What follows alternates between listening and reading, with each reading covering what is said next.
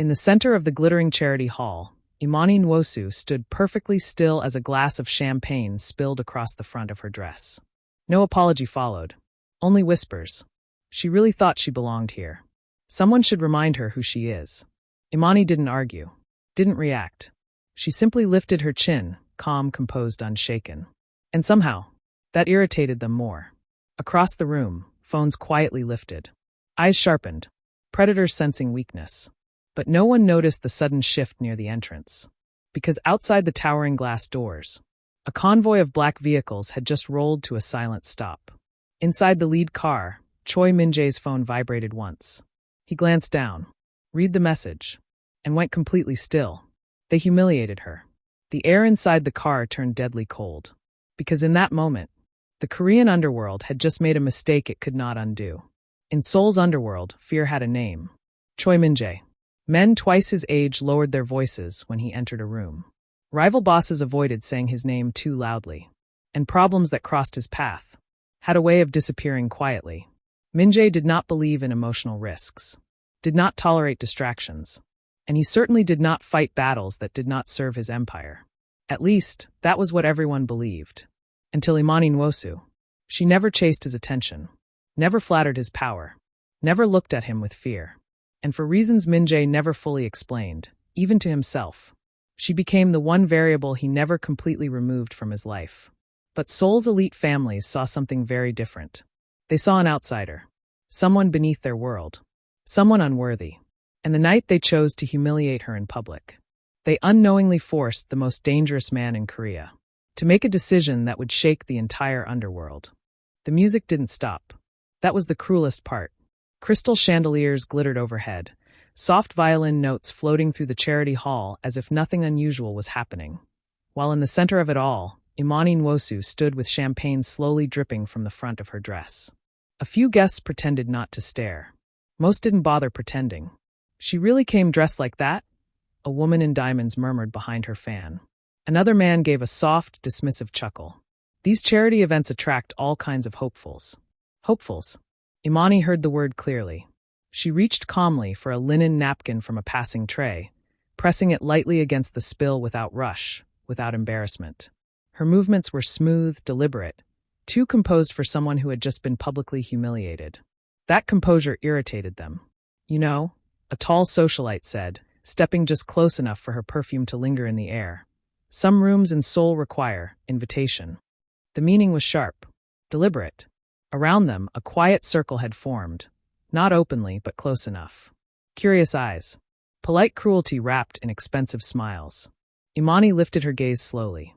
Not defensive. Not pleading. Just steady. I was invited, she said calmly. A few soft laughs rippled through the group. Of course you were, the socialite replied, her smile thin. They always invite someone for diversity. The word landed harder than the champagne ever could. For a brief second, the air tightened. Then the whispers began again, lower now, more pointed. She doesn't even look embarrassed. Maybe she doesn't understand. Oh, I think she does. Imani folded the damp napkin neatly and set it back on the tray of a passing waiter, her posture still straight, shoulders relaxed, chin lifted just enough to hold her dignity in place. Inside, her pulse had quickened, but it never reached her face. She had learned long ago. Silence unsettled people more than anger ever could. The socialite studied her for a moment longer, clearly waiting for a reaction that never came. When none arrived, her smile cooled. Well, she said lightly, turning away, some lessons are learned the hard way. The small crowd began to disperse, though not without lingering looks, some amused, some curious, some faintly uncomfortable. But Imani remained where she was. Calm, composed, unmoved. What none of them noticed, what none of them even thought to look for, was the subtle shift near the far end of the hall. A man in a dark suit stood partially in shadow near one of the marble columns, his phone still lowered in his hand. He had been watching for several minutes now. Watching the whispers. Watching the spill. Watching her. His expression didn't change. But his thumb moved once across the screen. Message sent. Because somewhere in Seoul, someone very powerful was about to be informed. And the night was far from over. The city blurred past in ribbons of light. Inside the lead car of the black convoy, silence sat heavy and controlled. just the low hum of the engine and the faint glow from the Seoul skyline reflecting against tinted glass. Choi Min-jae didn't look up from the document in his hand.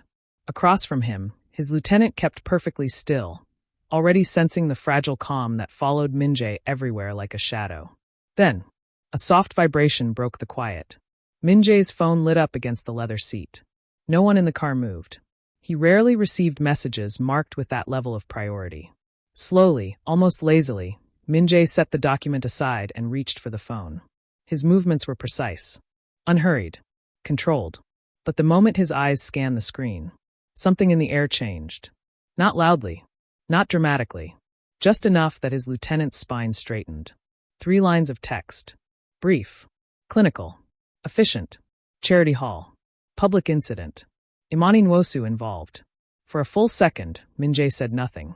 His face remained the same cold mask the underworld feared. But his thumb had gone very still against the edge of the phone. Across from him, the lieutenant swallowed quietly. He had worked for Min-jae long enough to recognize the warning signs. It wasn't the shouting that was dangerous. It was the silence that came first. Min-jae's gaze lowered again to the screen, rereading the message once more, slower this time, as if confirming something he already suspected. Imani Nwosu, a name he had deliberately trained himself not to hear too often, not to ask about, not to follow. And yet, his phone history said otherwise. Quiet checks, occasional updates, nothing obvious, nothing anyone could easily trace. But enough, always enough. Min-jae leaned back slightly into the leather seat, his expression still composed, still unreadable. Only one thing gave him away. The temperature inside the car had dropped. His lieutenant finally spoke carefully. "Sir, is there an issue?" Min-jae didn't answer immediately. Outside, Seoul's neon lights slid across the dark window like passing ghosts. 5 years. And somehow, she still had the worst possible timing. His jaw tightened once, barely visible. Then his eyes lifted, calm and deadly focused. "Location confirmed?" he asked quietly. "Yes, sir." A brief pause followed. Then Min-jae reached forward and tapped the glass partition once.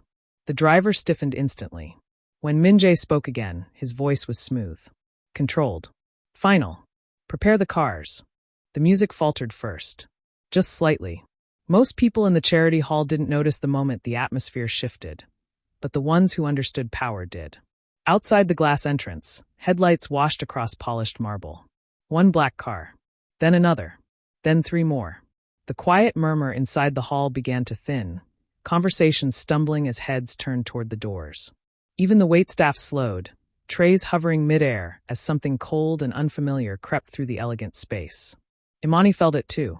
She didn't turn, didn't move, but the fine hairs along her arms lifted in warning. The doors opened, and the temperature in the room dropped. Choi Min-jae stepped inside like the night itself had made way for him. Black suit perfectly cut, expression carved from calm authority. He didn't rush, didn't scan the room like a man searching. Men like Min-jae didn't search. They already knew where to look. Behind him, his security detail fanned out with quiet precision. Around the hall, the shift was immediate. Laughter died. Smiles stiffened. Several elite guests subtly stepped back, careful not to be seen retreating. Because the most feared man in the Korean underworld had just entered the room. Min-jae's gaze moved once across the crowd. Cool. Measuring. Until it stopped. Right at the center of the hall. Right on her. Imani Nwosu stood exactly where he'd been told she would be. Shoulders straight, chin lifted, the faint stain of champagne still visible against her dress like a mark of insult no one had bothered to hide. For a fraction of a second, something in Min-jae's eyes shifted. So fast no one else caught it. Not weakness. Not softness. Just recognition. Old and dangerous. Then it was gone.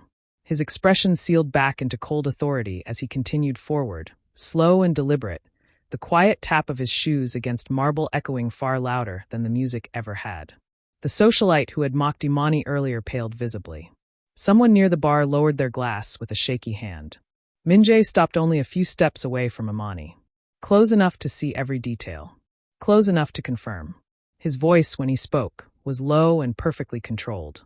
"You're causing a disturbance." The words were neutral, but the room heard the warning beneath them. Imani finally turned her head fully toward him, meeting his gaze without flinching. For a brief moment, the world narrowed to just the space between them. Unfinished history. Unspoken tension. Dangerously familiar silence. And though his face remained unreadable, those standing closest would later swear. For half a second, the king of the Korean underworld had looked at her like she was the only thing in the room. Imani held his gaze. She didn't step back. Didn't lower her eyes the way the rest of the room instinctively did when Choi Min-jae stood too close. 5 years had passed, but the air between them still recognized the history neither of them had ever properly buried. "You came quickly," she said softly. Her voice was calm, too calm for a woman who had just been publicly humiliated. Min-jae's expression didn't change. "I don't like unnecessary noise," he replied. Neutral. Controlled. But his eyes moved once, briefly, taking in the faint champagne stain on her dress. The temperature around them dropped another degree. Imani noticed. "Of course she did. You always preferred quiet solutions," she said. A faint murmur rippled through the nearby guests. Most of them were pretending not to watch now, and failing badly.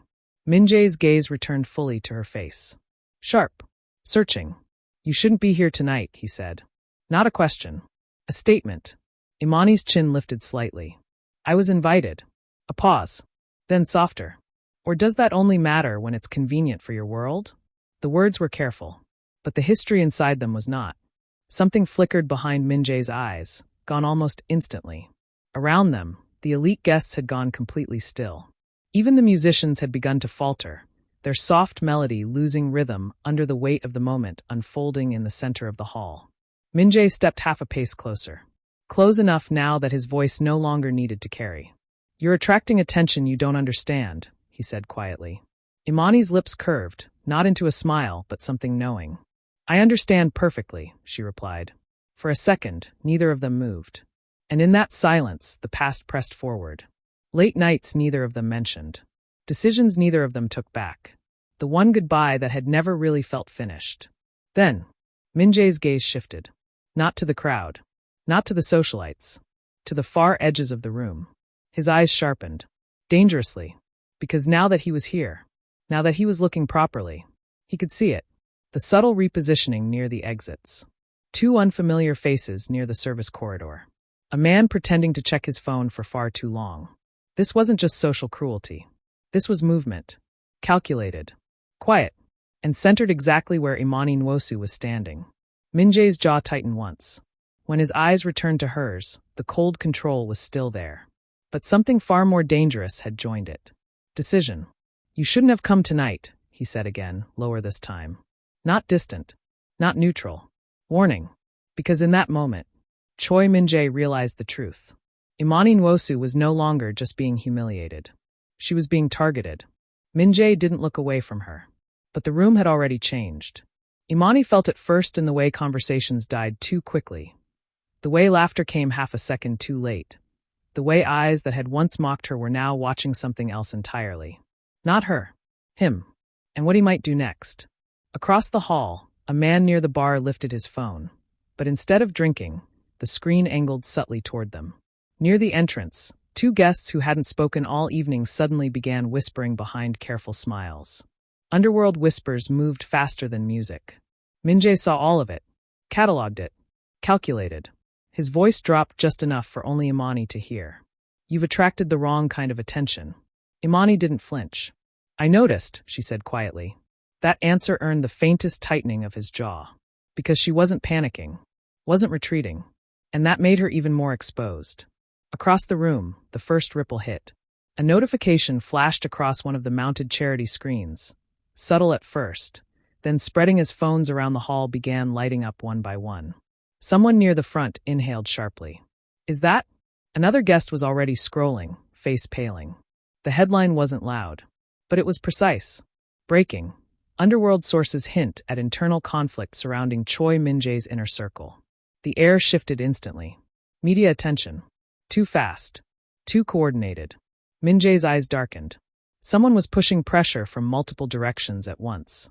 Then, a soft movement behind Imani. So small most would have missed it. Min-jae didn't. His gaze snapped past her shoulder. The man near the service corridor had moved half a step closer. Hand inside his jacket. Wrong posture. Wrong timing. Wrong eyes. The temperature in the room dropped to freezing. Min-jae moved. Not fast. Not dramatic. Just one smooth step forward that placed his body slightly between Imani and the shifting crowd. Protective. Possessive. Final. Imani's breath caught just once. His voice, when he spoke, was calm enough to be terrifying. Stay where you are. It wasn't a suggestion.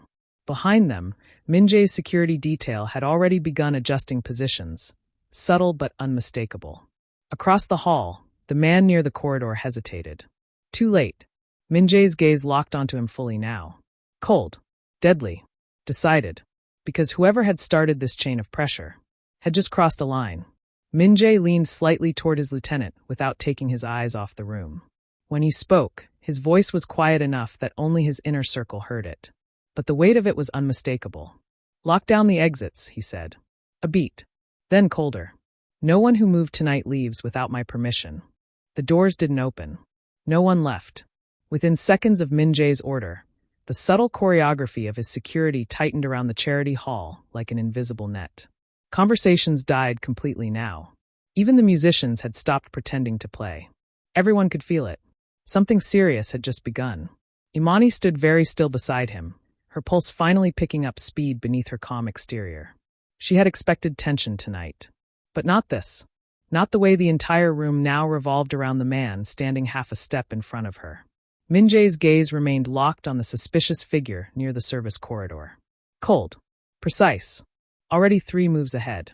The man hesitated. Then slowly, too slowly, he lifted both hands away from his jacket. A silent surrender. Murmurs broke out instantly. What is going on? Is this about him? No, look at her. The attention shifted. Not just to Min-jae. To Imani.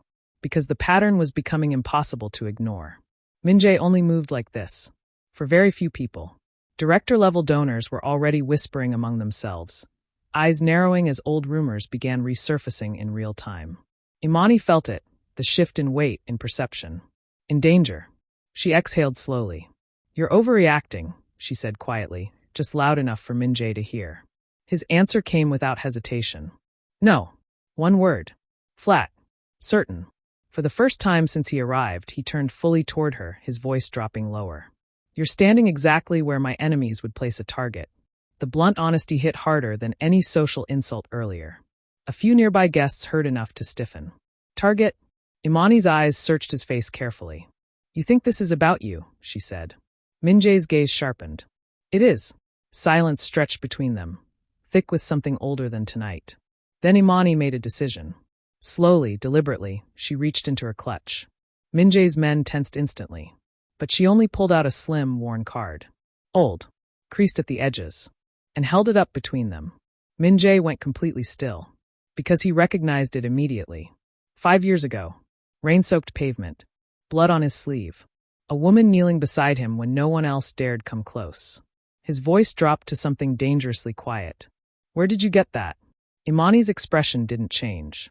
You dropped it, she said softly. Around them, confusion rippled through the nearby elites. Dropped what? What were they talking about? Then she said the one thing no one in the Korean underworld had ever expected to hear. You don't remember my face, Imani continued calmly. But 5 years ago, I was the one who kept you alive long enough for your men to find you. The room froze. Utterly. Completely. Shock detonated in whispers. Min-jae saved? By her? The power in the room tilted violently.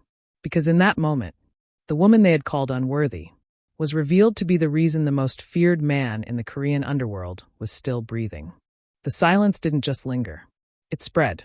Slow and heavy, like the entire charity hall had suddenly remembered how dangerous the man in the room truly was. Eyes that had once skimmed past Imani with polite dismissal were now locked onto her with something far more careful. Measured. Uneasy. Director-level donors shifted in place. The socialite who had mocked her earlier had gone noticeably pale. Her champagne glass held a little too tightly in her manicured fingers. Because the story had changed. Completely. Min-jae was still looking at Imani, his gaze sharp and unreadable. But the room was watching him now. Watching for confirmation. Watching for truth. One of the older patrons finally cleared his throat, voice cautious. Sir, he said carefully to Min-jae, is this accurate? A dangerous question. Min-jae didn't answer immediately. Instead, his eyes dropped briefly to the worn card still in Imani's hand. 5 years. And she had kept it. Something unreadable flickered behind his calm exterior. Then his expression sealed. When Min-jae finally spoke, his voice was smooth enough to cut glass. "She is under my protection." The words landed like a hammer. Across the hall, several guests visibly stiffened. Protection, from Choi Min-jae, was not a casual statement. It was a line drawn in steel. The socialite stepped forward before she could stop herself, her earlier confidence now fraying at the edges. "Mr. Choi," she began tightly, "surely this is a misunderstanding. We were simply—" Min-jae's gaze shifted to her. Just once. It was enough. Her voice died instantly. The room went colder. "Simply what?" Min-jae asked quietly. No raised voice. No visible anger. But the pressure behind the words made several nearby guests look away. The woman swallowed, suddenly very aware of how many eyes were now on her. "We didn't realize she had any connection to you." There it was. The real truth. Status. Permission. Value measured only by proximity to power. Min-jae's expression didn't soften. If anything, it grew more distant. "You didn't need to," he said coolly. A pause. Then his voice dropped another degree. "You only needed basic judgment." The reprimand was quiet. Public. Final. Heat crept into the socialite's face as she stepped back quickly, the earlier cruelty completely gone. Around the room, the shift finished settling. Where there had been mockery, there was now space. Careful distance. Respect born from fear. But the tension at the center of it all hadn't eased. Not even slightly. Because when Min-jae's gaze returned to Imani, the cold authority was still there. But something far more complicated moved beneath it. History. Unanswered questions. Dangerous familiarity. "You attract more trouble than you used to," he said quietly. Imani met his eyes without flinching. "And you still assume it's mine to carry alone." The words hung between them, sharp and unfinished. Because despite the power shift, despite the protection, despite the room now treating her very differently, the space between Choi Min-jae and Imani Nwosu remained dangerously unresolved. The charity hall eventually found its voice again. Soft music returned. Conversations resumed in careful fragments. But the center of gravity had already shifted, and everyone knew it. Min-jae didn't look back at the crowd as he spoke quietly to his lieutenant. "Clear the east balcony." A short nod. Within minutes, the private glass doors slid shut behind them, sealing out the noise of the event. The night air was cool, the Seoul skyline stretching endlessly below, lights flickering like distant signals. For the first time that evening, they were alone. Imani rested her hands lightly on the balcony rail, her posture still composed, though the quiet between them felt heavier than the crowded hall ever had.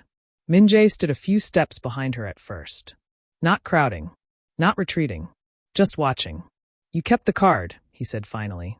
His voice was lower now, rougher around the edges. Imani didn't turn. "You dropped it," she replied. A pause followed. Then more quietly, "I wasn't sure you'd remember." Min-jae exhaled slowly. The sound carried something unfamiliar in it. Regret. "I remembered the night," he admitted. "Just not the face." It wasn't an excuse. Just truth. Imani turned then, studying him carefully in the dim balcony light. Without the audience, without the weight of the underworld watching his every move, the cracks in his control were easier to see. "You built your empire on clean cuts," she said softly. "People become details when you live like that." The words should have been an accusation. But they weren't. Min-jae's jaw tightened once. "You're not wrong." Silence settled again, deeper this time. Then he stepped closer. Not the calculated approach from earlier. Something more deliberate. More personal. "You should have told me," he said. Imani's brow lifted slightly. "And what would you have done?" The question hung there, sharp and unavoidable. For a moment, Min-jae didn't answer. When he finally did, his voice had dropped to something dangerously honest. "I wouldn't have let you disappear." The confession landed quietly between them. No drama. No raised voice. Just truth that had taken 5 years too long to surface. Imani's composure flickered, just slightly. Because this wasn't the feared king of the underworld speaking now. This was the man behind the reputation. Min-jae's gaze held hers steadily. "I don't make the same mistake twice," he said quietly. A beat. Then softer. "But this next part isn't my decision." The night air moved gently between them. For the first time since this began, the choice wasn't his to control. It was hers. His voice, when he spoke again, was calm, but no longer distant. "Stay in my world," he said, and I protect you. A pause. But if you walk away tonight, I won't stop what comes next. No threat. No pressure. Just reality laid bare between them. The city lights shimmered below. The underworld was already moving. And standing there on the balcony, Imani Nwosu had to decide exactly where she belonged. For a long moment, Imani said nothing. The night air moved softly around them, carrying the distant pulse of Seoul far below. From the balcony, the city looked calm, ordered, controlled. Nothing like the storm quietly gathering beneath its surface. Min-jae didn't rush her. He simply watched, still, composed, as if he had already prepared himself for either answer. Imani turned back toward the glass doors, her gaze briefly catching their reflections side by side in the darkened pane. King of the underworld. And the woman everyone had called unworthy. Her lips curved faintly. Not amused. Not bitter. Just certain. You still think this is about protection, she said quietly.